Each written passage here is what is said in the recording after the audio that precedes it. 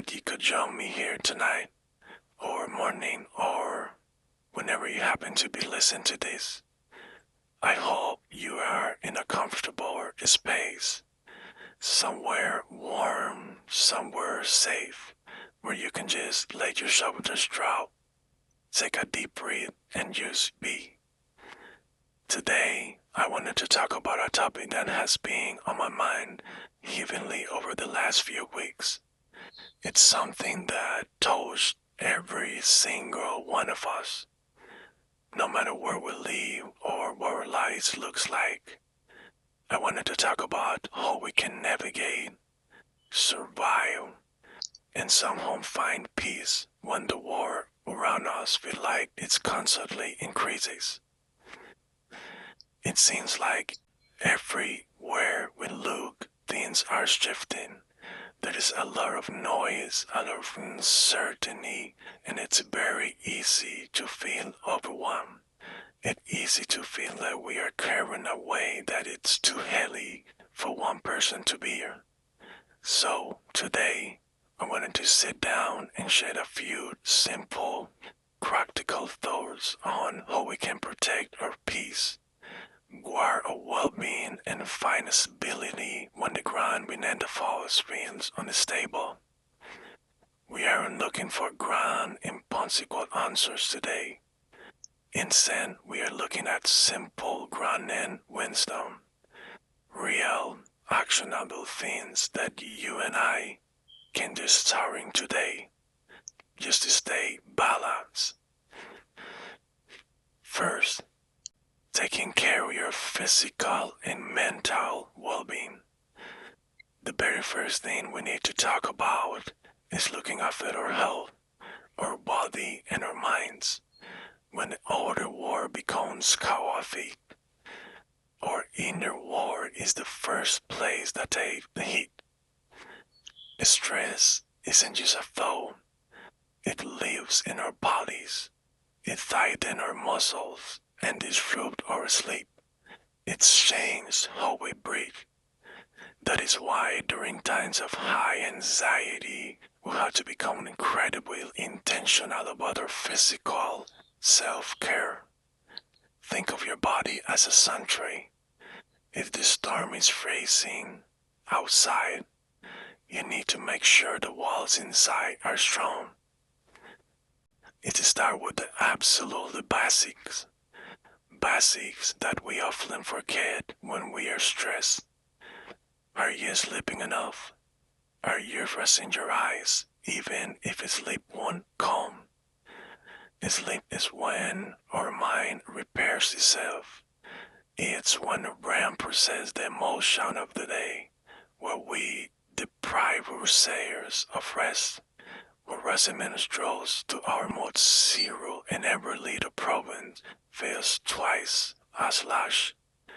And what about movement? Just a gentle walk, stretching your arms, feeling the ground beneath your feet. Movement helps move the stress hormones out of our system.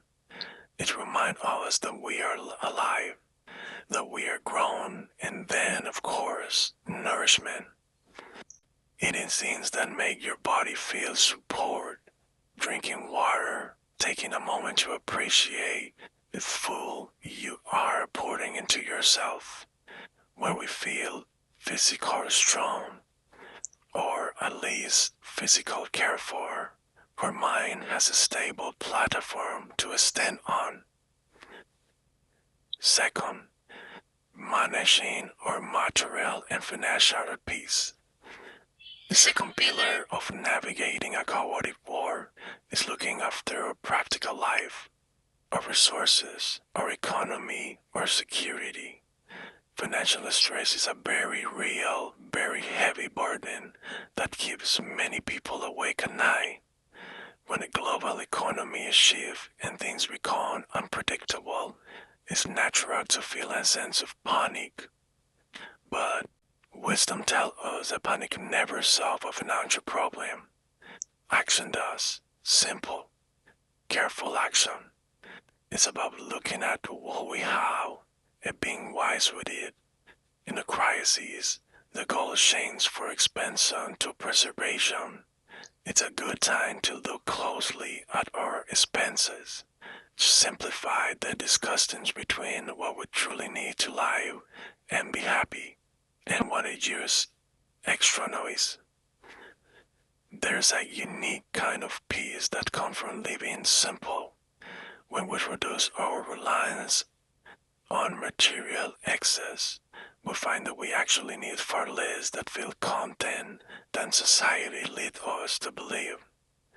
It's about creating a buffer, no matter how small, put it in carefully, avoiding unnecessary burdens or debts, and focusing on stability. When we manage our resources with attention and care, we regain a sense of control over our immediate environment. Even if the larger global economy is out of our hands. Number 3. Protecting our connection and loved ones. The third thing, and perhaps the most beautiful thing we can focus on, is our relationships, our loved ones, our family, our true friends. In time of crisis, there is a natural human tendency to either cling to tightly out of fear or to insulate ourselves because we feel overwhelmed. But the human connection is our greatest safety net. When the world feels cold and indifferent, the warmth of a genuine relationship can change everything. It's about shaking in all of the people who matter to you and letting them shake in on you. It's about having those quiet conversations where you don't have to pretend everything is perfect. You can just say, I'm tired today, and hear them say, me too. Let's just sit together. We also have to protect this relationship from the stress itself. Sometimes, when we are stressed, we accidentally take it off the people closest to us. We become irritable, impatient, or distant, recognizing that everyone around us is also carrying their own silent burdens. Help us cultivate patience. Be gentle with your partner, your children, your friends. Be the calm space for them and let them be the calm space for you. Together, we are infinitely stronger than we are alone. 4. Guarding the mind and holding on to hope.